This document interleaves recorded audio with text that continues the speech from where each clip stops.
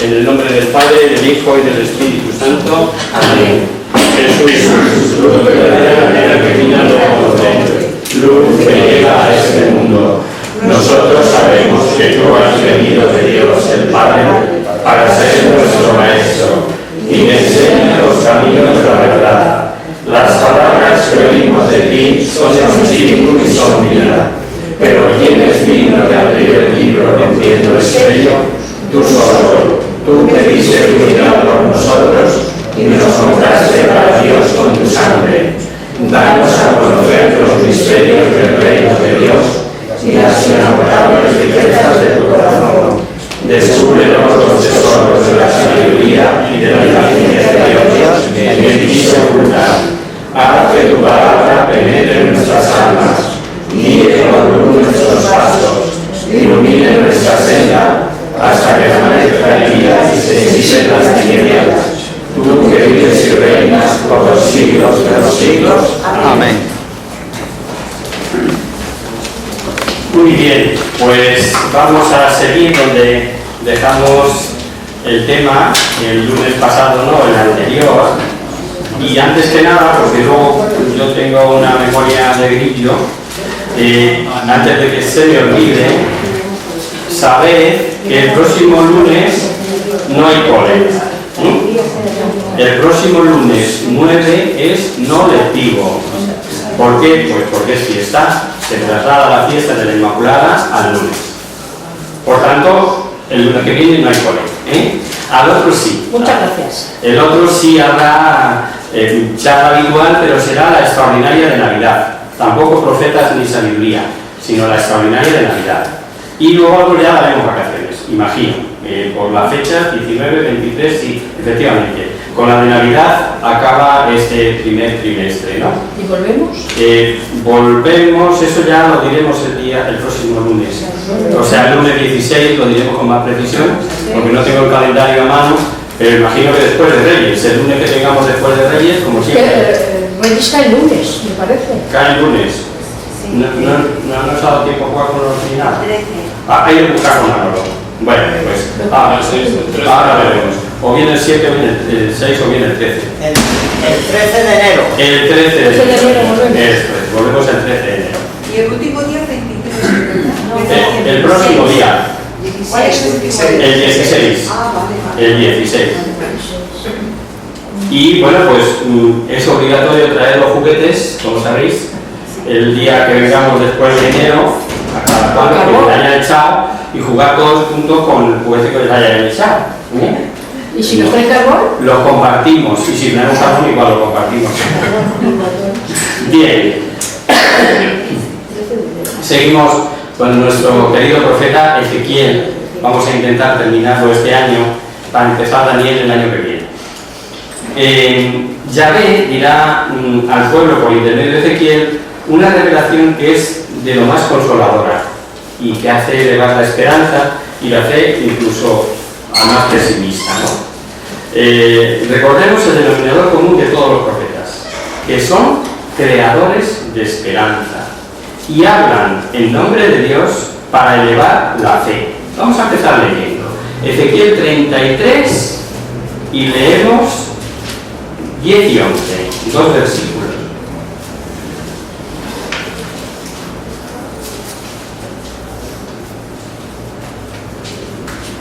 Di, oh hijo de hombre, a la casa de Israel, vosotros decís, llevamos sobre nosotros nuestros pecados y nuestras rebeliones, y por eso nos vamos consumiendo. ¿Cómo vamos a vivir? Diles, por mi vida, dice el Señor Yahvé, que yo no me gozo en la muerte del impío, sino en que se retraiga de su camino y viva. Volveos de estos vuestros malos caminos. ¿Por qué os empeñáis en morir, casa de Israel? ¿Por qué os empeñáis en morir? Ya lo he leído. Dios no quiere la muerte de nadie, tampoco la del impío, sino que quiere es que se retracte, que se retraiga de sus caminos malos, que lo son para él, aunque él no lo crea, porque el Señor lo único que quiere de él es que se convierta y viva, que está dispuesto siempre a perdonar, y no solo a perdonar, sino a no tener en cuenta nuestros pecados si hay arrepentimiento. Pero además deja claro que de Dios nadie se ríe. Por el contrario, si el justo peca, pierde la gracia y muere igualmente. Cuando hablamos de muerte y de vida, obviamente estamos hablando de la vida sobrenatural. Cuando un alma está en pecado, está muerta a la gracia, está en enemistad con Dios. A esa muerte nos estamos refiriendo. Aunque esté vivo, está muerto a la vida espiritual. Recuerdo que, pero no me acuerdo de quién era, pero yo me quedé con ello y siempre me sale esto, lo digo.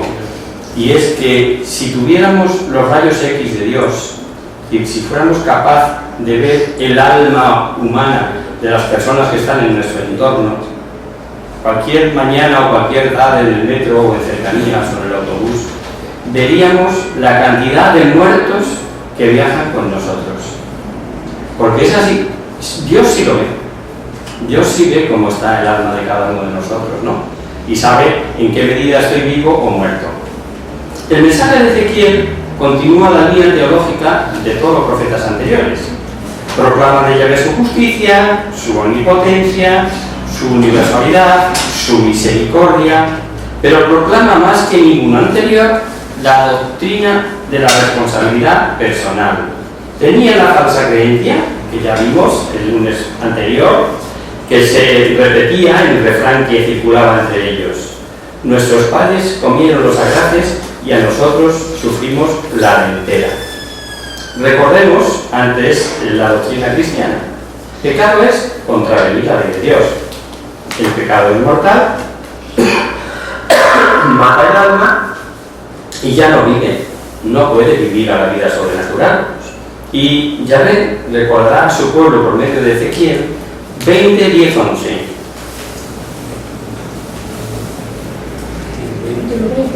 Capítulo 20, versículos 10 y 11.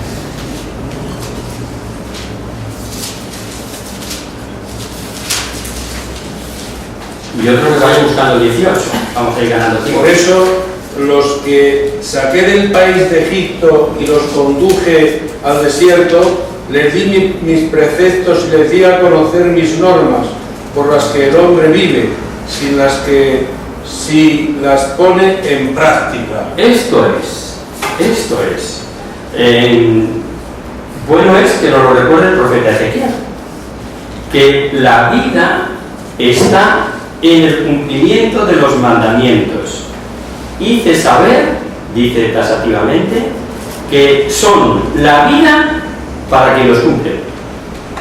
El que cumple sus mandamientos está en la vida. Pero en este tema del pecado personal, no viene por otros, no por lo que pecaron otros, no por lo que influyeron otros. Dice en el capítulo 18, 1 al 4. Recibid esta palabra del Señor. ¿Por qué repetéis este refrán en Israel? Los padres comían los agraces y los hijos sufren la dentera. Por mi vida, oráculo del Señor, que no diréis más este refrán en Israel, pues todas las vidas son mías, la vida del Padre y la del Hijo. El que peque, ese morirá. El que peque es el que morirá. Y estamos hablando a morir a la vida, claro, a morir a pecar, en una palabra.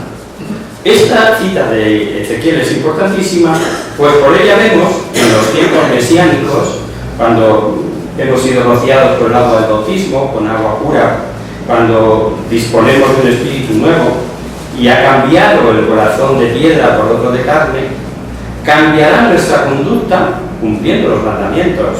Es lo que dice Ezequiel. Pasamos al 36, 25, 27.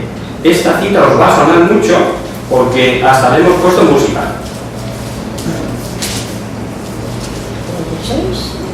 36, 25 al 27. Os rociaré con agua pura, y os purificaré de todas vuestras impurezas y idolatrías. Os daré un corazón nuevo, y os infundiré un espíritu nuevo. Os arrancaré el corazón de piedra, y os daré un corazón de carne. Infundiré mi espíritu en vosotros, y haré que viváis según mis mandamientos, observando y guardando mis leyes. ¿A qué os suena? Os daré un corazón nuevo, un espíritu nuevo, os arrancaré el corazón de piedra y os daré un corazón de carne. Y esto que lo hizo ya con nuestro bautismo, nos podríamos ahora reflexionar o preguntarnos, ¿es así? o en más de una ocasión nuestro corazón está duro, insensible como una piedra. Yo os daré un corazón nuevo, infundiré en vosotros un espíritu nuevo, quitaré de vuestra carne el corazón de piedra y os daré un corazón de carne. Infundiré mi espíritu en vosotros y haré que os conduzcáis según mis preceptos y observéis y practiquéis mis normas. No puede estar más claro. Pues es de Ezequiel, no es Nuevo Testamento todavía, pero está súper claro. Por eso, contrariamente a la condenación personal, puede el justo ser malvado, aun en medio de una corrupción generalizada, gracias a que el bautismo nos dio el Espíritu Santo. ¿Cuántas veces habremos oído o escuchado frases así que se dicen alegremente porque tal o cual persona se arrepintió y confesó poco antes de morir? Y por el contrario, ¿cuántas frases de reproche como han vivido como les dio la gana y ahora se confiesan a la hora de la muerte y ¡paf!, salvados? Pues estas cuentas las hacían también en tiempos de Ezequiel. Vamos a leerlo. En el 18 leemos ahora del 25 al 32.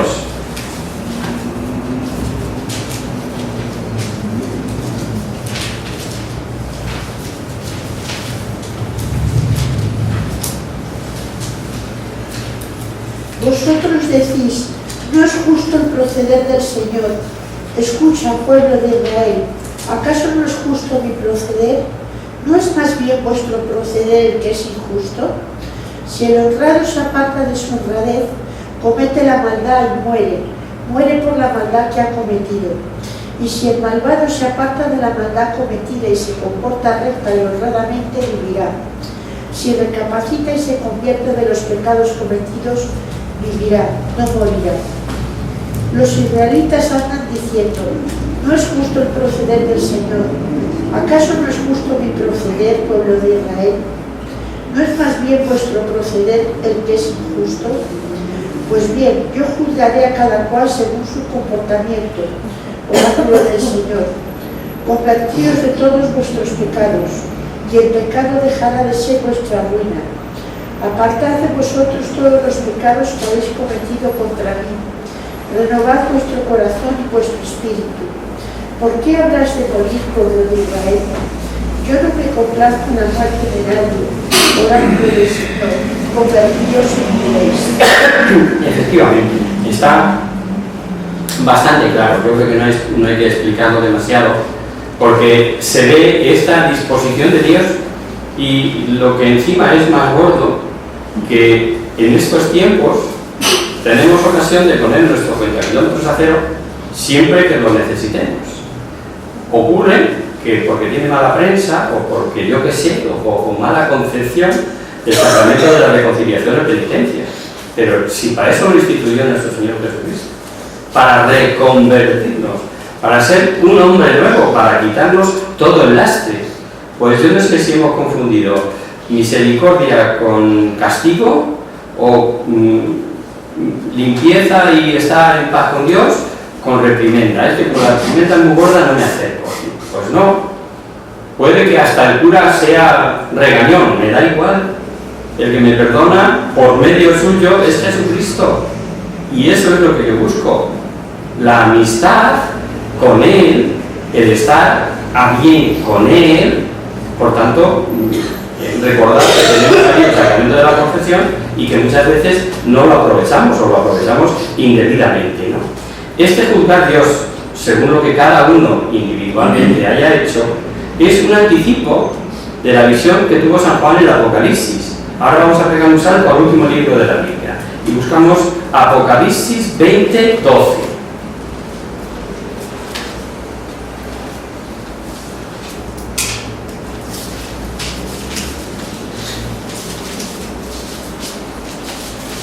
Vi también a los muertos, tanto poderosos como humildes, que estaban de pie ante el trono. Se abrieron entonces los libros. Se abrió otro libro, el libro de la vida, y los muertos fueron juzgados según sus obras, conforme a lo que estaba escrito en los libros. Correcto. Y como Dios al repetido no tiene en cuenta para nada el debe y el haber, aunque sea a última hora, claro que antes del gozo tendrá que purificarse. Pero si se arrepiente, tiene ya la vida. Amigo, es que es importante. Del lado que quede tu foto finish. ¿Sabéis lo que es la foto finish? Sí. Más entre gente deportista como ya dije. La foto finish es la que define el momento del paso por meta. Y a veces es, como este año en el Tour, una etapa se decide por la foto finish y no había diferencia de un ciclista a otro más que media goma de la rueda delantera de la bici. No sé si lo acordáis o si lo visteis este verano. A mí me llamó poderosísimamente la atención porque dijo, y fue definida por foto finish. Y yo, por más que miraba, los veía entrar a la vez, ¿no? Pues no, claro, para eso está la foto finish. Pues nuestra foto finish es cuando nos llega al final de nuestra vida. Importante que en ese momento estemos de cara a Dios, que nos arrepintamos. Que no vamos a ir directamente al cielo, bueno, pero ya tienes la vida. Quiere decir, las personas que están en el purgatorio están salvadas. Otra cosa es que no puedan entrar de inmediato en el cielo. Y después de esto, pues alguno dirá, allá cada cual. Cuidado. Aclaremos las cosas. Tú, en verdad, no pagarás por los pecados de los demás. Hemos visto que es personal. Esto lo deja bien claro Ezequiel. Cada uno pagará sus actos. Y esto es doctrina clarísima, transparente, en este profeta. Pero esto no quita la responsabilidad que tenemos respecto de nuestros hermanos. Porque si no eres fiel a esa responsabilidad, él pagará sus pecados, sí. Pero además es que esa infidelidad supone un pecado tuyo. Es un pecado de omisión tan grave que en el juicio nos pinta Mateo que es el más delatado y que no prestamos atención al pecado de omisión. Dice San Juan de la Cruz que en la tarde de la vida se nos examinará del amor. Lo recordamos, Mateo 25, 31, y leemos ahí un poquito.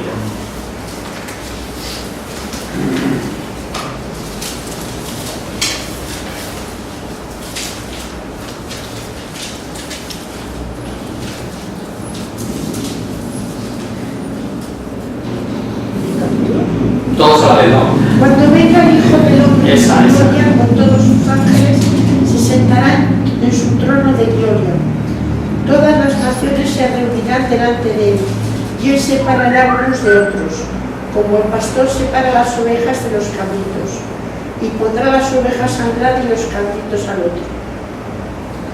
Entonces el rey dirá a los de su lado: venid, benditos de mi Padre, tomad posesión del reino preparado para vosotros desde la creación del mundo.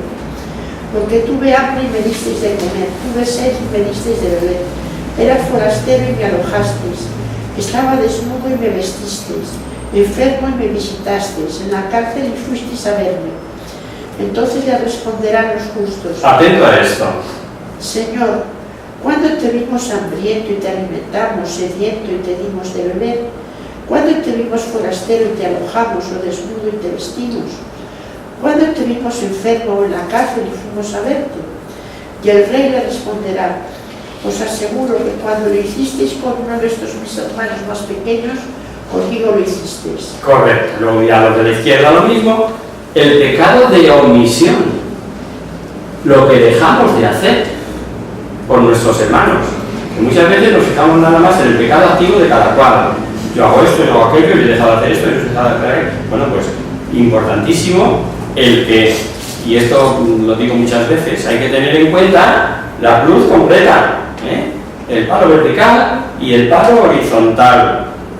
El Señor y Dios, Dios y yo, Dios y yo. Pero que la cosa no va por ahí. Es la cruz completa.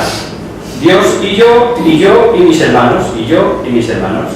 Hay que se fijan solo en la posición horizontal. Paz, paz, paz, paz. Y Dios, ni me acuerdo. Y viceversa. Ay, yo, mi Señor y mis cosas. No, pues si te has olvidado de tus hermanos, es completo el primer mandamiento, que además lo pronuncia el propio Jesucristo: amarás al Señor tu Dios con todo tu corazón, tu alma, todas tus fuerzas, y al prójimo, pero en el mismo línea, en el mismo mandamiento, y al prójimo como a ti mismo. Entonces, lo que hayamos dejado de hacer por uno de nuestros prójimos, hemos dejado de hacerlo con el Señor. Pues fijaos lo que dice Ezequiel, porque hemos leído la cita de Mateo. Ahora cogemos el de Ezequiel y cogemos 3 del 16 al 21.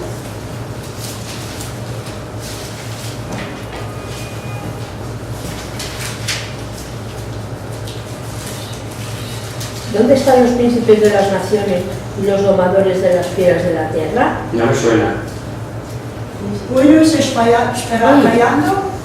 Al cabo de estos 7 días, Al cabo de esos 7 días, eso es. al cabo de estos 7 días, el Señor me dijo: Hijo de hombre, yo te he puesto como centinela de la casa de Israel.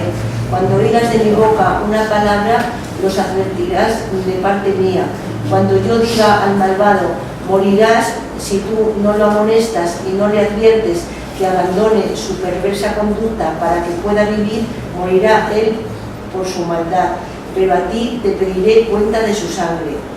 Pero si tú adviertes al malvado y él no se convierte de su maldad y de su conducta perversa, morirá él por su maldad, pero tú te habrás salvado.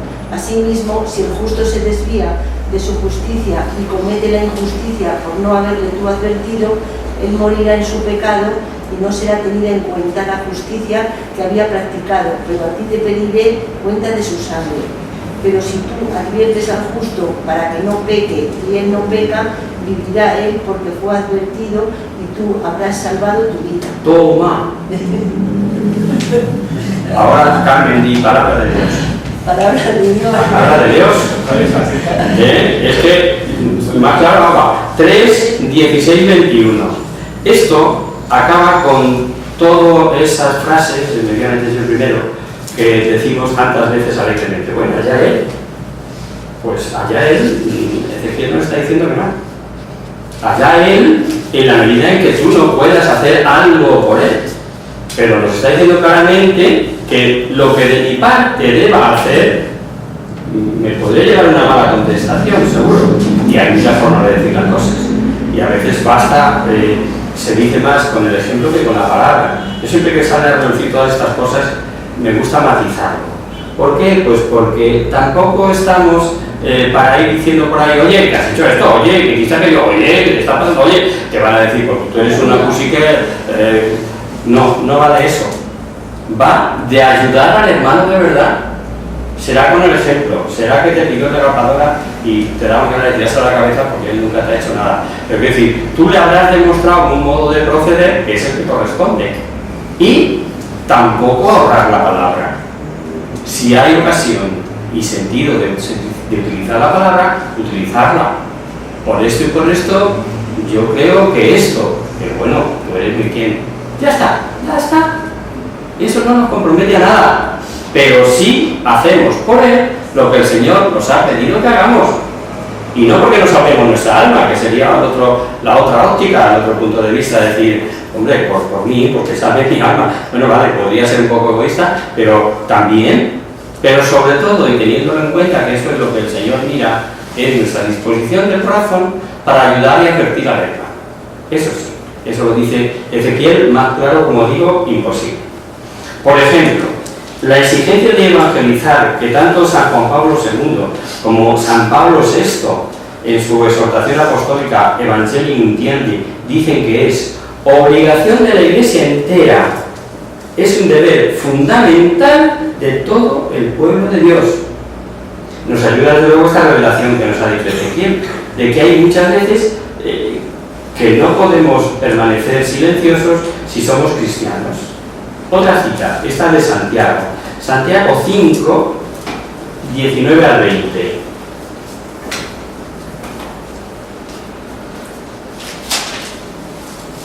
Que esta añade propina. Es lo mismo que ha dicho Ezequiel, pero con propina. Si alguno de vosotros, hermanos míos, se desvía de la verdad y otro le convierte, sepa que el que convierte a un pecador de su camino desviado salvará su alma de la muerte y cubrirá multitud de pecados. Y cubrirá multitud de pecados. Eso, de hecho, que hagamos con los hermanos, está siendo, por decirlo de alguna manera, el contrapeso de la balanza de todos los pecados que yo soy. Todos los pecados. Salva pecados. Eso dice Santiago, ¿no? ¿Qué es misión que cuesta? Pues claro, que cuesta, pero que se lo digan a San Pablo y a tantos santos, ¿o no? Es impresionante el trato de estas almas grandes del Antiguo Testamento con Dios nuestro Señor. No cabe duda que tenían un trato de amistad, de confianza, de respeto, pero respeto filial, que nos hace quitarnos el sombrero. Por ejemplo, Abraham, buscar Génesis 18:23.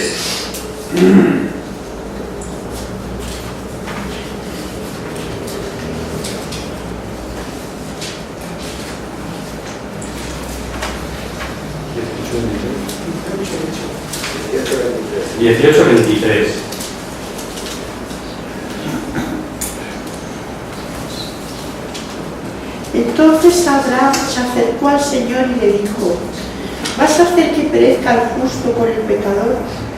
Quizá haya 50 justos en la ciudad. Sigue. ¿Vas a hacer que perezcan? ¿No perdonarás más bien a la ciudad por los 50 justos que hay en ella? Lejos de ti hacer tal cosa, hacer que mueran justos por pecadores y que el justo y el pecador tengan la misma suerte. Lejos de ti, ¿no va a hacer justicia al juez de toda la tierra? El Señor respondió: si encuentro en Sodoma 50 justos, perdonaré por ellos a toda la ciudad. Y así, es un continuo, y el que se raja es Abraham, ¿eh? Si sigue diciendo menos, el Señor salva la ciudad, por eso es menos. Pero lo que me llama la atención, o sobre lo que yo quiero llamar la atención, es darnos cuenta de esa confianza y, hombre, y tal, y el justo juez, o sea, te lo estás imaginando. Moisés dirá: ¿por qué, oh Yahvé, vas a desfogar tu cólera con tu pueblo que sacaste de la tierra de Egipto con brazo fuerte? ¿Qué van a decir los egipcios? Pero es esa súplica confiada al Señor, ¿no? Apaga tu cólera, perdona la iniquidad de tu pueblo. ¿Recordáis cuando estudiamos al profeta Jeremías, que decía aquello de: corrígeme, Yahvé, pero conforme a juicio, no con ira, no sea que me aniquiles? O sea, soy consciente de que si me corriges como me merezco, ahí acabo de existir. Derrama tu furor sobre las gentes que te desconocen y sobre los pueblos que no invocan tu nombre, etc. Ezequiel, que es en el que está. Lee 9:8. Momento. Quédame solo, y postrando mi rostro a tierra grité: oh Señor Yahvé, ¿vas a exterminar cuanto queda de la casa de Israel? Vamos a leerla otra vez, porque no sé si la habíamos recogido bien. Ezequiel, tenemos otro ejemplo nuevamente de esta confianza en el Señor. Lee de nuevo. Mientras ellos leían: quédame solo, y postrando mi rostro a tierra, grité: oh Señor Yahvé, ¿vas a exterminar cuanto queda de la casa de Israel, arrojando tu furor sobre Jerusalén? Suficiente, ¿no? Otra vez hay un grito de confianza. Y perdonad si soy tan repetitivo, pero no es verdad que nos puede ser útil, ¿sí? Por lo menos que podamos llamarle santa envidia, que tengamos estos santazos que así hablan con Dios, pero ya muchos cientos de años antes de Jesucristo, ¿no? Habréis observado, al leer diversos textos, cómo en Ezequiel se repite una y otra vez el título de Hijo del Hombre. Escucha, Hijo del Hombre. Pues bien, esta expresión en Biblia no tiene una interpretación homogénea, y no es fácil por consecuencia, ¿no? Hay varias hipótesis según las distintas opiniones. No es lo mismo como aparece aquí en Ezequiel que como lo hace en otros libros de la Biblia, ¿no? Daniel, por ejemplo, ¿no? En Ezequiel parece claro que es como para marcar distancias entre Dios y el hombre, entre quien envía y es enviado. Pero la carta a los hebreos, por ejemplo, como en el Salmo 8, dirá: ¿qué es el hombre para que te acuerdes de él? O el hijo del hombre para que tú le vista. Pero si leemos la traducción de la Biblia de Jerusalén, en el Salmo 8 dice: ¿qué es el hombre para que de él te acuerdes? ¿El hijo de Adán para que él te cuides? Sin embargo, la traducción de Paulina dice que es el hombre para que te acuerdes de él, el ser humano para que de él te preocupes. El problema es cómo podemos, o no podemos en realidad, dilucidar si se trata de un pronombre, como sería cuando le llama hijo de Adán, que hace referencia a ser mortal, o un sustantivo. Pero Jesús, y aquí empiezan los problemas, se lo llama a sí mismo. Y también San Juan en su Evangelio, con claridad, dice que Jesús era el Hijo del Hombre que está en el cielo y bajó de allí. Y Mateo nos dirá, vamos a leerla, Mateo 25, 31, 32.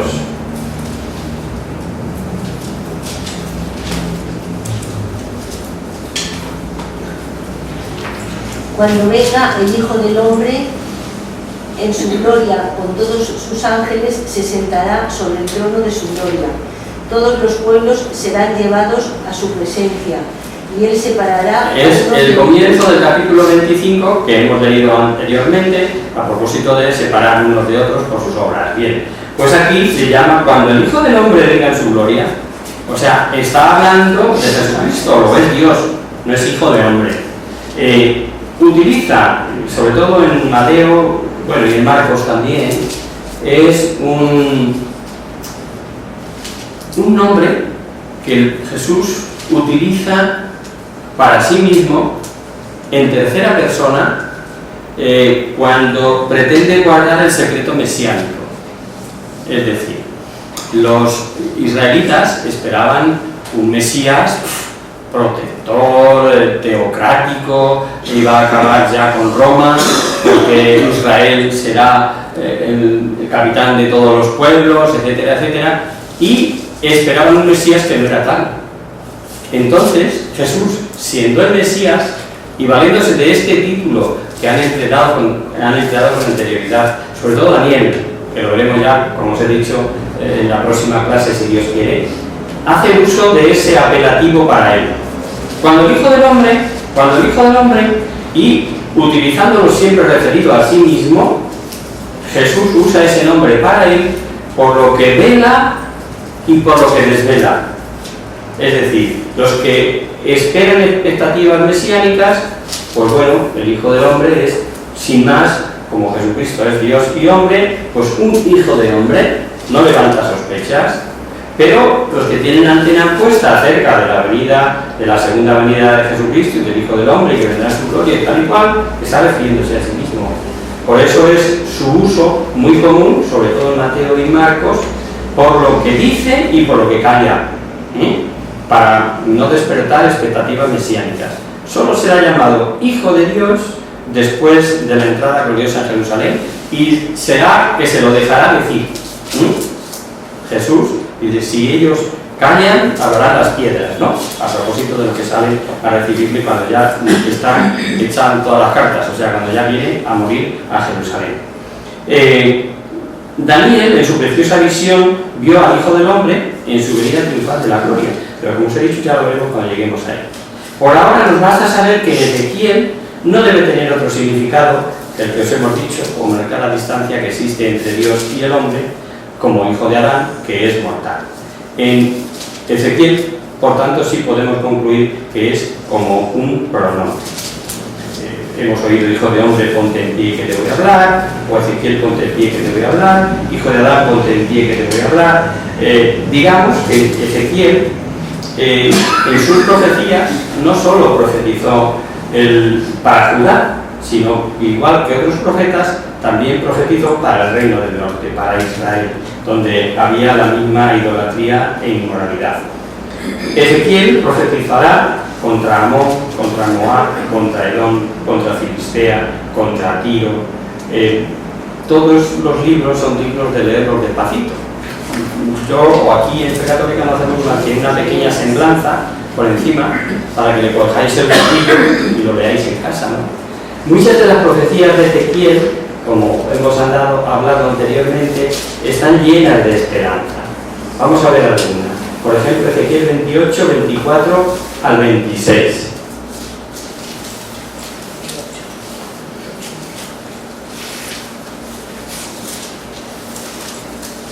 Y los israelitas No volverán a sufrir espina constante ni zarza dañina entre los vecinos que los desprecian, y sabrán que yo soy el Señor.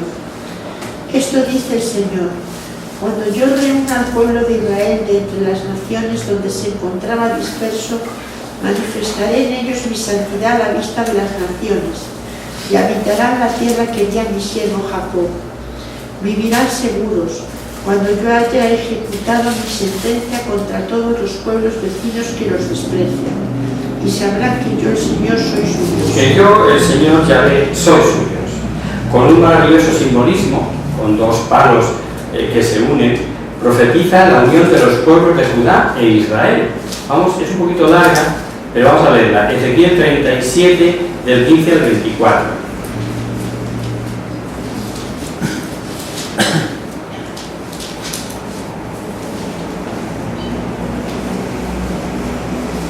Recibí esta palabra del Señor: hijo de hombre, toma una vara y escribe en ella: Judá y su pueblo.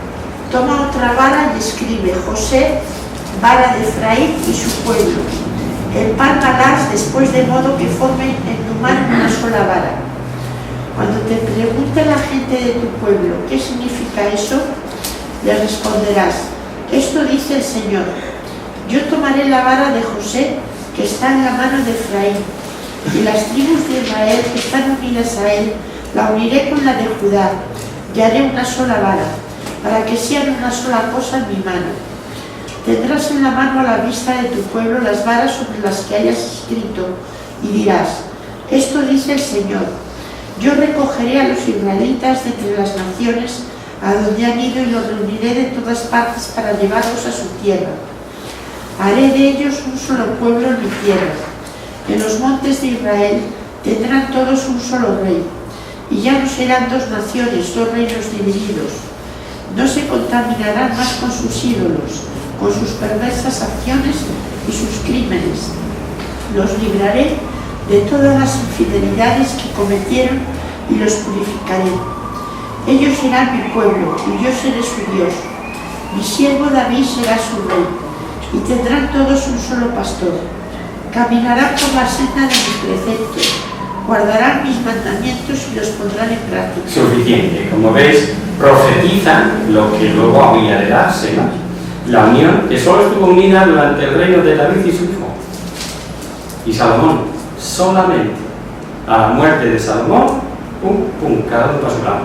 Divide otra vez todas las tribus, porque antes estaban dispersas, luego constituyen un solo reino, y después de la división del reino constituyen dos bloques: el reino de Israel al norte y el reino de Judá al sur.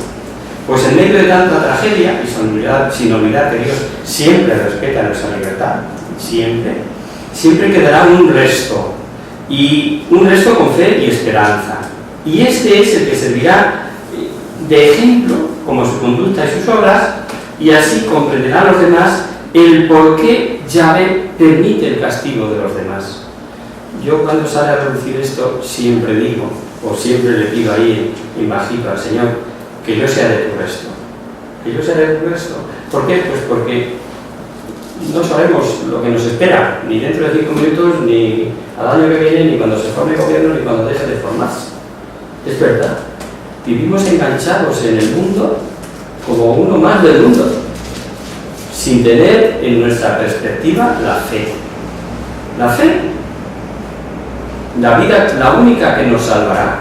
Puede ocurrir de todo, pero bueno, si yo soy del resto y permanezco fiel con el Señor, pues he cumplido mi misión. Hay unos versículos relativos a la vocación del profeta que son muy bonitos, son muy interesantes, y es que la palabra de Dios va acompañada de un fuerte fortalecimiento interno, y la primera impresión que causa la misión es que sabe a miel, aunque una vez digerida la palabra sea ingrata, aunque el propio hecho de la fidelidad al cumplimiento sea dulce. Esto tiene que ver con lo que os acabo de decir, y es un anticipo de lo que luego dirá San Juan en el Apocalipsis. A ver si lo cogemos bien. Ezequiel 3, del 1 al 5, y luego nos pasamos al 7. Y me dijo: hijo de hombre, cómelo come este libro y vete a hablar a la casa de Israel. Yo abrí la boca y me hizo tragar el libro. Entonces me dijo, hijo de hombre, aliméntate y sáciate de este libro que yo te doy. Yo lo comí y fue en mi boca dulce como la miel. Después me dijo, hijo de hombre, anda, dirígete a la casa de Israel y comunícales mis palabras, porque eres enviado no a un pueblo de lengua oscura e incomprensible, sino a la casa de Israel. ¿Sigo? Sigue. No a pueblos numerosos de lengua oscura e incomprensible, cuyas palabras no entenderías. Si a ellos te enviara, te escucharían, pero la casa de Israel no querrá escucharte a ti como no quiere escucharme a mí. Claro, no te escucha a ti porque lo que en el fondo no quiere es escucharme a mí. Tienen el corazón embotado, tienen el corazón empedernido, como dicen algunas traducciones. Eso, cabeza dura y corazón de piedra. Esto es. El cristiano estamos marcados con el sello de Cristo, como decía San Pablo en su segunda carta, nos ha marcado con su sello, que nos ungió con las garras del Espíritu, como nos narra el Apocalipsis. Pues Ezequiel, y esta cita si quiero que nos la recordemos por aquello que tiene de símbolo en nuestra asociación, Ezequiel dirá que fueron todos los fieles marcados con una taul. Buscar Ezequiel 9, del 1 al 6. Después le oí gritar con voz potente, que se acerquen los que van a castigar a la ciudad, cada uno con su arma destructora. Y por la calle de la puerta alta que mira al norte llegaron 6 hombres, cada cual con su arma destructora. En medio de ellos había un hombre vestido de lino, con la cartera de escribano a la cintura. Entraron y se pusieron junto al altar de bronce. La gloria del Dios de Israel se había levantado encima de los querubines y se dirigía al central del templo. Entonces llamó al hombre vestido de lino, que llevaba a la cintura la cartera de escribano, y le dijo: pasa por la ciudad, recorre Jerusalén y pon una señal en la frente de los hombres que gimen y lloran por todas las abominaciones que se cometen dentro de ella. Y pude oír lo que dijo a los otros: recorred la ciudad detrás de él, matando sin compasión y sin piedad. Matad a viejos, jóvenes, doncellas, niños y mujeres, hasta exterminarlos. Pero no os acerquéis a los que tengan la señal en la frente. Empezad por mi santuario. Y empezaron por los ancianos que estaban delante del templo. Suficiente. A esta cita han recurrido más de un fundador de una obra, haciendo alusión a que con la cruz del Señor estamos salvos, ¿no? Desde la orden franciscana tercera, que lleva su cruz chata, como sabéis, es un palo encima de otro, a la Asociación Pública de Fieles Fe Católica, que conocéis, la TAU, el que no la haya visto nunca físicamente, es esa que tenemos en la oración dibujada, que la tenemos en 50 sitios, y que fue inspiración del padre fundador, el padre Ramón Sánchez de León. A esa cruz le añadió un ancla, porque el significado de la TAU nuestra es esa: hijos de Cristo, testigos de Cristo, anclados en la Iglesia. En la parte de abajo tiene como un ancla, y eso es lo que significa, anclados en la Iglesia. ¿Por qué? Pues porque si la palabra de Dios, la obra que implica fe católica, no está anclada en la Iglesia, pues seremos unos predicadores más del 3 al 4.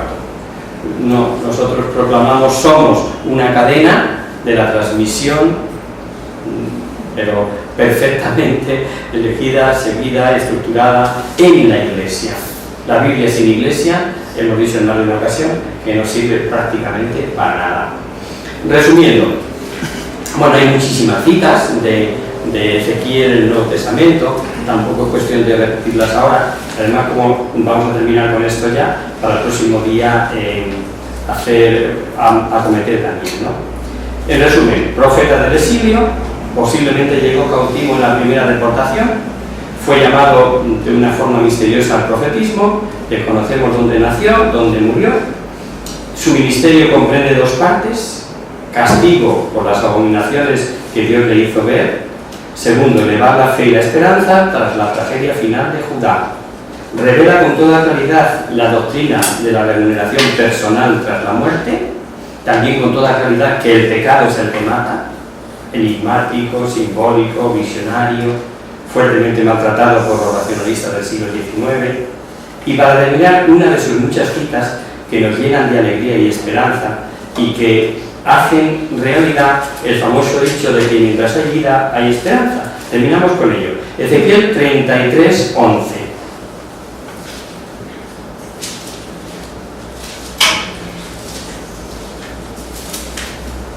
Diles, por mi vida, dice el Señor Dios, que no me complazco en la muerte del malvado, sino que se convierta de su conducta y viva.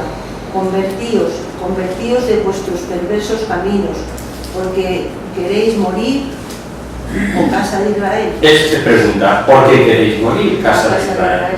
Y con esto ya el próximo día comentaremos Daniel, ¿vale? Pues rezamos a la Virgen y nos vamos. En el nombre del Padre, del Hijo y del Espíritu Santo. Amén. Virgen, bella corona, bendita del cielo, en cuyo rostro se miran los santos y se contemplan los ángeles. Haz de nosotros sus hijos para nuestra vida, y que nuestras almas reciban un rayo de esa belleza tuya, que no decade con los años, sino que venga de la eternidad. María, sobre el cielo, despierta toda la vida de la muerte, e ilumina nuestros espíritus en que haya tinieblas. Reflejando el rostro de tus hijos, concédenos un deseo de virtud nuevo.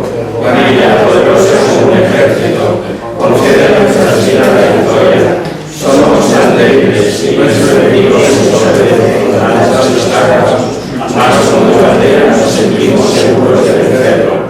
Él conoce el poder del bien y tiene la majestad inspirada.